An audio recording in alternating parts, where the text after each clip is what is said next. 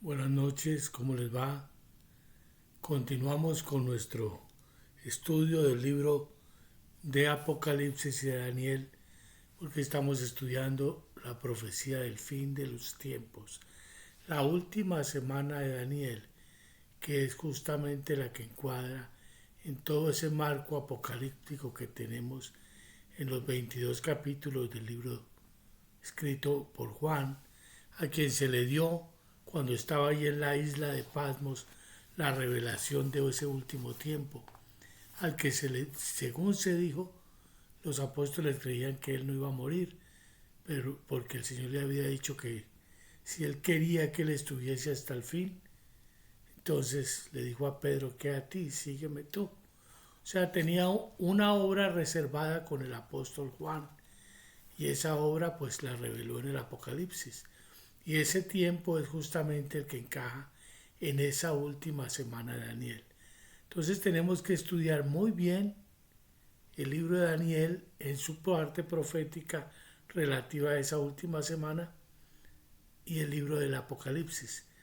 Ustedes se van a dar cuenta de lo que desde el principio todo lo que oyen es muy diferente a toda la escatología o a la profecía o a la interpretación profética que les fue enseñada años atrás, porque les fue dada antes del tiempo en que la profecía fuera abierta, porque esto fue dicho a Daniel, vuelvo y lo repito, se le dio a Daniel y se le dijo, anda Daniel en el capítulo 12, que esta profecía, este libro está cerrado y sellado para el tiempo del fin. O sea que no se podía entender antes. Y el tiempo del fin, dijimos, es esa última semana de 7 años. Acuérdense que dijimos que se habían cumplido 483 semanas, se cumplieron, pero 483 años, y solo faltaban los últimos 7 años, 400 para llegar a los 490 años, porque eran 70 semanas de 7 años cada uno. Entonces esos últimos 7 años son los que vamos a ver, estamos viviendo y empezamos a vivir. Y yo les voy a demostrar con la palabra que ya han transcurrido más de 6 y estamos en el último año, donde ya es, o sea, estamos en la gran tribulación. Y yo les voy a explicar en qué se basa la gran tribulación y por qué sucede eso. Porque estamos ahora mismo, una razón, ya estamos en manos del anticristo. Es el que está gobernando la tierra. Vamos a ver en el libro de Daniel cómo él gobierna clandestinamente. Pero vamos a entender primero, antes de ver los detalles de ese libro de Daniel que está sellado, vamos a ver en el capítulo 10 de Apocalipsis. Esa profecía está abierta. Y lo deberíamos entender, pero por falta del libro de Daniel no podíamos encajarlo ni entenderlo. Yo lo leí muchas veces, ya les dije, más ahora puedo decirles de qué se trata. Hasta ahora vengo a entenderlo. Dice Daniel, dice el Apocalipsis capítulo 10, cuando a Juan, al apóstol Juan, que fue el que se le dio ese libro de Apocalipsis, esa revelación en la isla de Patmos, cuando estaba allí desterrado, dice, la voz que oí del cielo habló otra vez conmigo y dijo, capítulo 10, versos del 8 al 11, ve y toma el librito que está abierto de la mano del ángel que está en pie sobre el mar y la tierra. Y fui al ángel diciéndole que me diese el librito. Y él me dijo, toma y cómelo, y te amargará el vientre, pero en tu boca será dulce como la miel. Entonces tomé el librito de la mano del ángel y lo comí, y era dulce en mi boca como la miel, pero cuando lo hubo comido, amargó mi vientre. Y él me dijo, es necesario que profetices otra vez sobre muchos pueblos, naciones, lenguas y reyes.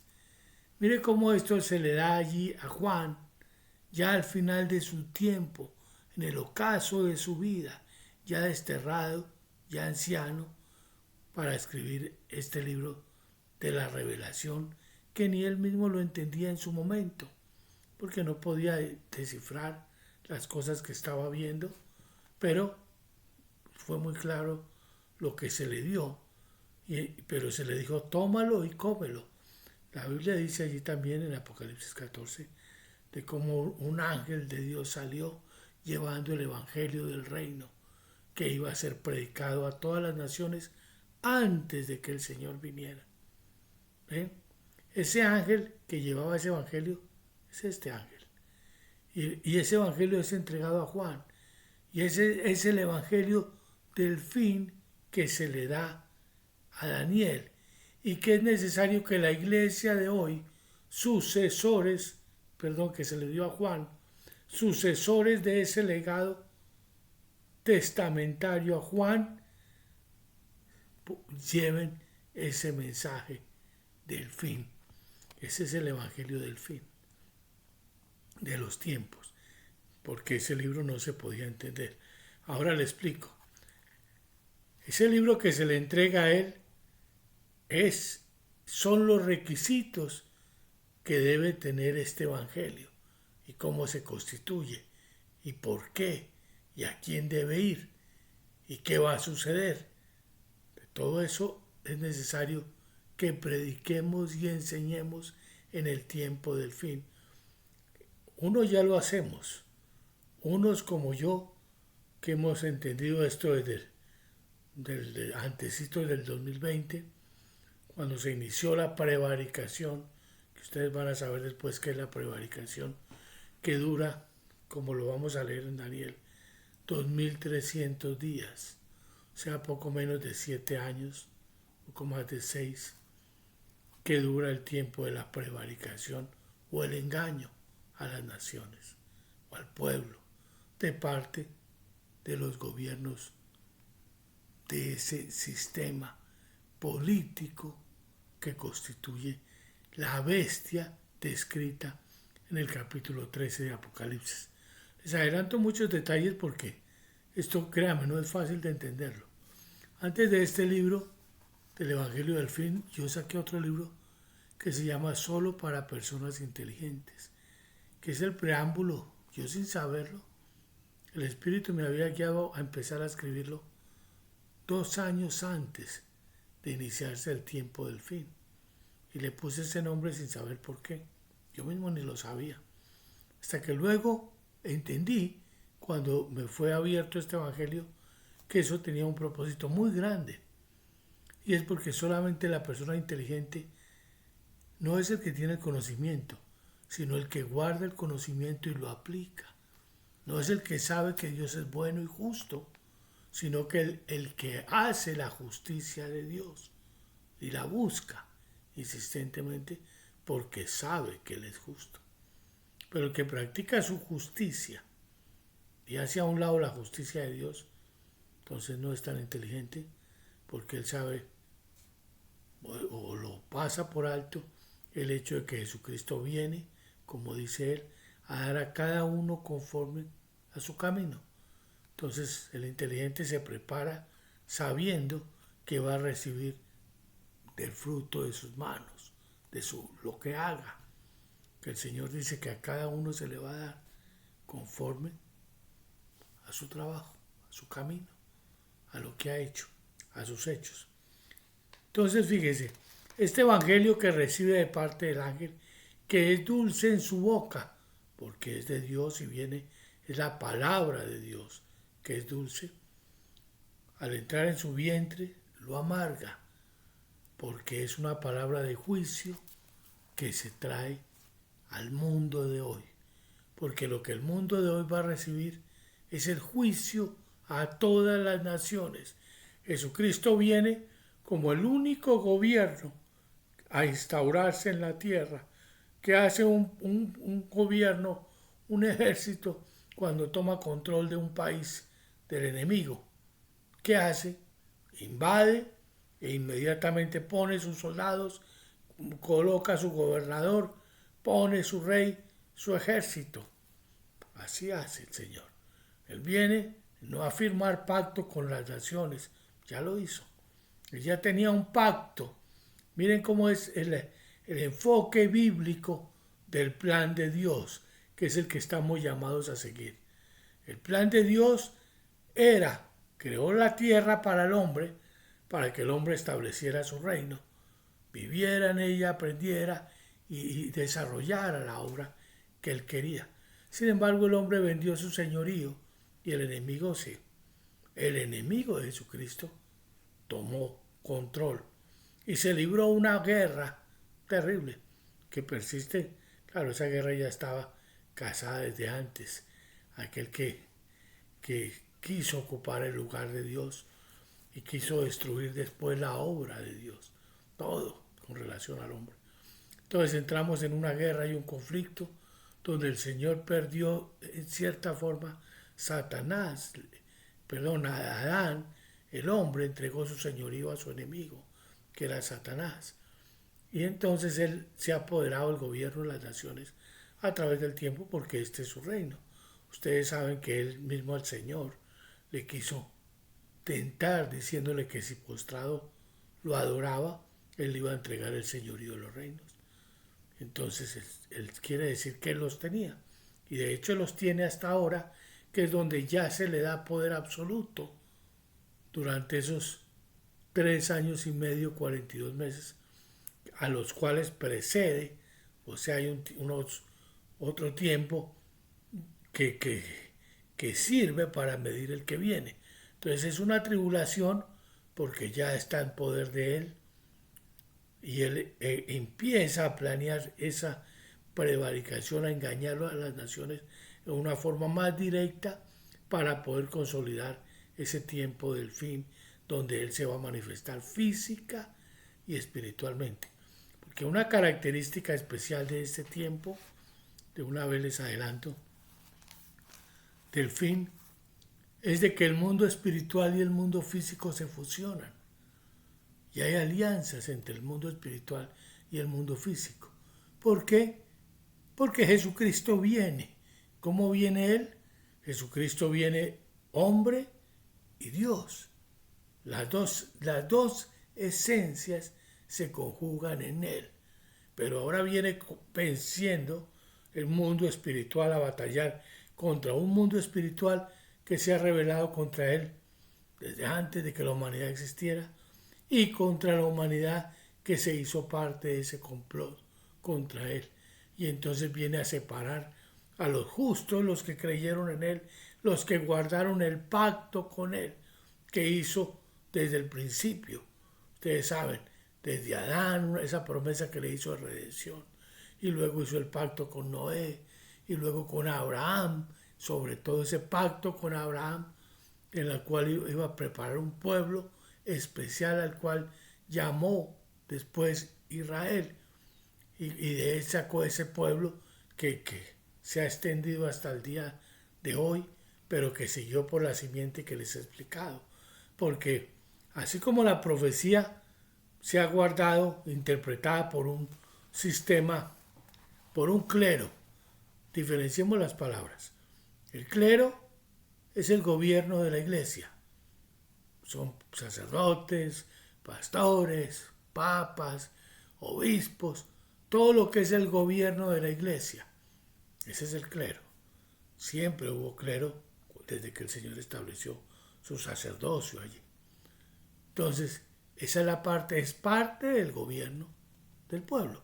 Porque una forma inicialmente el pueblo era un pueblo que gobernado en una forma espiritual, donde su anhelo era Dios. Entonces, esa parte del clero por sí misma constituía el poder del pueblo. Poder religioso, pero también político. Acuérdense que Samuel no solamente era profeta, pero también era un juez y gobernaba. Y el Señor gobernó a través de los jueces. Finalmente constituyó rey después de Saúl, que fue el primer rey. Y entonces se estableció un sistema político ya más separado de esa parte del clero.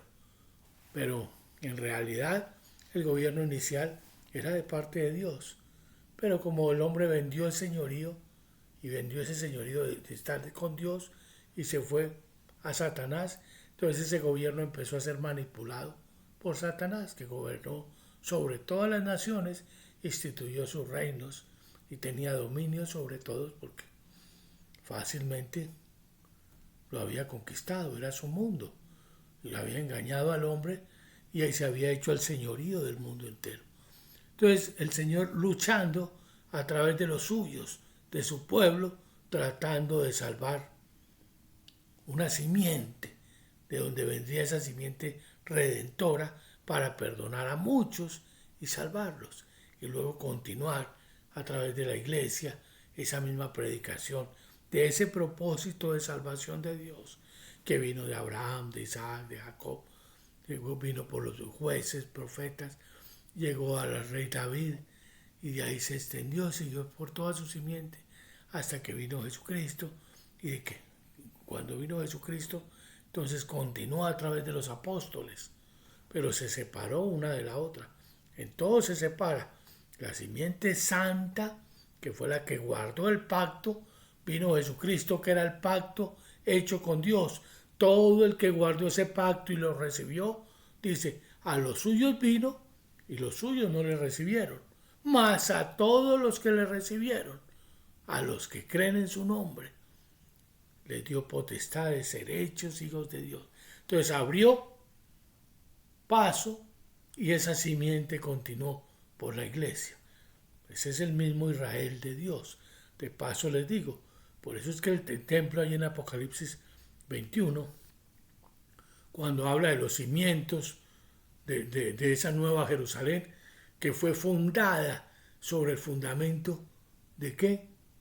De las 12 tribus de Israel y los apóstoles. Aparecen los 12 nombres de unos y de los otros, porque sigue mostrando que es por donde sigue la simiente santa. Por eso Jesús es de la raíz de Isaí. Entonces, de lo que cayó, dice, mas los suyos no le recibieron. Lo que fue cortado y ya no lo hizo, no lo va a hacer. Eso que dice que todo Israel será salvo, aquí Israel se refiere. La única manera, escúcheme bien, esta es otra enseñanza, todo lo que yo le digo para usted es nuevo. Así que póngale cuidado, nota, no se asuste, porque de entrada usted se va a asustar porque va a oír conceptos que chocan con lo que usted sabía.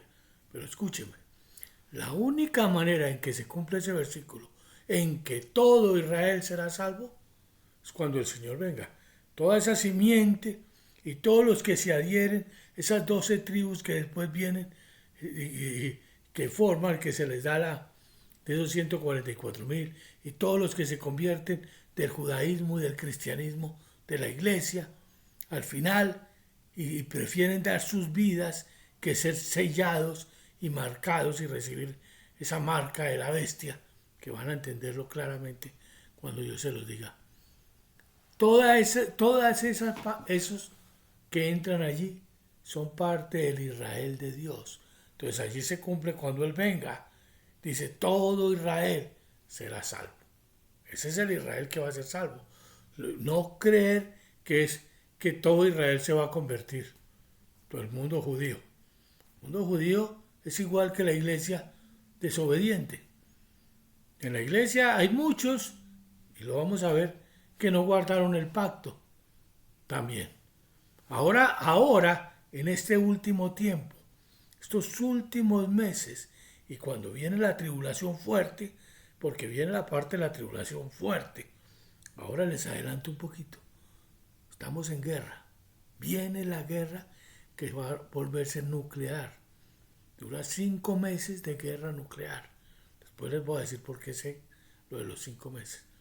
Cuando la guerra se suspende, entonces Satanás reúne sus ejércitos, porque se da cuenta que Jesucristo viene, lo divisa de lejos y se prepara a luchar contra él y prepara al mundo a luchar contra quien viene, que es el Cordero de Dios.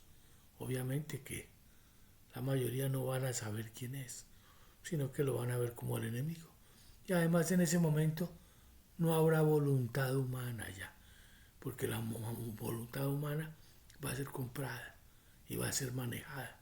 Entonces, Él va a reunir sus ejércitos contra él. Muchas cosas van a entender de lo que viene aquí. Entonces, cuando Él reúna sus ejércitos y Jesucristo llegue, cuando Él venga, se asiente, suceda el rapto y la iglesia se vaya, lo que Él va a hacer, que después es otro tema, porque la profecía es larga y no es fácil de entender, y la mayoría van a sentir que yo estoy hablando en chino, que no entienden.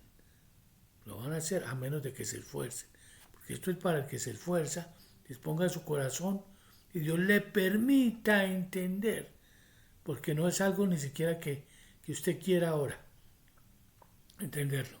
Es algo que Él le permita a usted comprender todas estas cosas que van a suceder. Pero en ese tiempo, que ya se aproxima, que estamos muy cerca, entonces la voluntad humana va a ser diferente. Y las cosas van a estar donde si el hombre en una situación difícil le cuesta trabajo en pensar, imagínese en un momento de esos que va a ser totalmente caótico, apocalíptico, ahí sí cabe la palabra. Entonces va a ser muy difícil.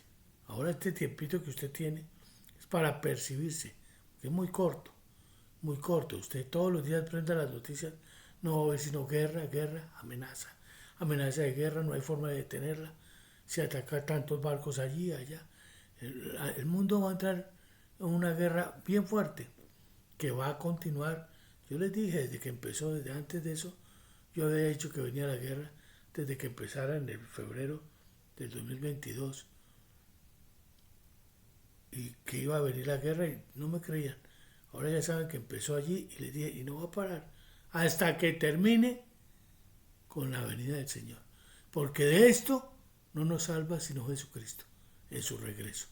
De esto que ya comenzó y que está avanzado. Porque ya estamos entrando al cuarto sello. Y usted todavía no se ha dado cuenta. Estamos entrando al cuarto sello. Y usted todavía dice, no, pero es que todavía falta esto, falta lo otro. Falta la reconstrucción del templo, falta. Todo lo que usted cree que falta, ya está. No era así como usted creía. Porque usted tiene una idea de antes, cuando la profecía todavía estaba sellada. Entonces solo se podían hacer hipótesis, interpretaciones hipotéticas, que la mayoría de las veces no eran reales, no son ciertas. Hay uno que otro acierto, pero nada que ver. Lo van a ver más adelante. Si bien vamos a estudiar los 22 capítulos de Apocalipsis en una forma clara, vamos a entrar en lo que es necesario para que usted pueda entender el libro de Daniel, porque los dos están muy unidos. Entonces, entendiendo el libro de Daniel, va a ser muy fácil entender la profecía apocalíptica, porque las dos están totalmente conectadas. Entonces dijimos, primero, es clave entender que estamos en la última semana de Daniel, en la cual vamos a ver el desarrollo de esta primera bestia, o esta cuarta bestia, que vio Daniel allí en esa revelación, en ese sueño que tuvo. Primero en el capítulo 2 de Apocalipsis, cuando pudo interpretar el sueño del rey Nabucodonosor. Y luego las bestias que sucedieron en el capítulo 7, 8 de Daniel y las 70 semanas del capítulo 9. Y luego vemos las guerras, que es un desarrollo de la guerra, de lo que va a suceder en ese tiempo apocalíptico, muy claro, muy claro. En el libro está descrito, y desde antes en el libro primero, yo muy bien pude entenderlo, cómo se iba a desarrollar la provocación y cuáles son esos reinos del norte, del sur y esa bestia que se extiende mucho al este. ¿Ve? Que es la que contamina la tierra y provoca a las naciones a la guerra. Todo es muy claro. Yo estoy tratando de limitarme a los 30 minutos para que usted no se canse. Es necesario que se prepare para aprender. Por eso tú vas a tener aquí material para que usted, si se sienta ordenadamente, va a poder ir entendiendo verso por verso y capítulo por capítulo. Vamos a entender cómo a la mitad de la semana el sacrificio y la ofrenda se suspendieron y cómo el mundo fue entregado en manos del anticristo y cómo al final de estos 7 años viene el desolador. El desolador, ¿quién es? Ese que se engrandeció sobre el ejército de los cielos, el que quiso ser igual a Dios. Él es el que arrastra las naciones y causa la desolación en la tierra. Su propósito es desolar. Desolar quiere decir dejar vacío. Quiere decir que van a morir miles de millones en la tierra. 2/3 partes de la población mundial va a perecer en esta época. Entonces es muy importante entenderlo, porque cuando yo les digo a todos, nos queda un año, la mayoría de la gente siente como que, uy, no quiere escuchar. Entonces fíjense, yo recuerdo que cuando yo empecé a estudiar la profecía, hace muchos años atrás, yo anhelaba que Jesucristo viniera. Y desde entonces yo siempre quise que Él viniera. Y a mí me aterra el ver a los muchachos de hoy, a todos que les digo, ya viene el Señor, y no muchachos aún mayores. Y le digo, ay, no me diga, no quiero escuchar. ¿Por qué? ¿Por qué hay temor de estar con el Creador? Acuérdense lo que dice la Biblia, que el perfecto amor echa fuera el temor, porque el temor trae en sí castigo, de donde el que teme no ha sido perfeccionado en el amor. Yo les digo, si su corazón está puesto en este mundo y usted ama este mundo y los deleites del mundo y está muy feliz en esta tierra, entonces usted no va a querer que el Señor venga. Pero si usted aprendió a ver que los valores de este mundo hoy son contrarios a los valores bíblicos, a todo lo que el Señor enseñó, todo lo del mundo hoy es diferente. Hoy ya el hombre no piensa como antes, cuando anhelaba el reino de Dios. Ahora la iglesia piensa en el deleite igual que el mundo. Entonces todo el mundo dice, tenemos que disfrutar y tenemos que Dios nos dio todas las cosas en abundancia para que las disfrutemos. Diferente que uno disfrute lo que vive en el propósito de Dios, a que tenga el propósito del mundo, disfrutando las cosas del mundo, que ese es el propósito del mundo. Entonces, los invito,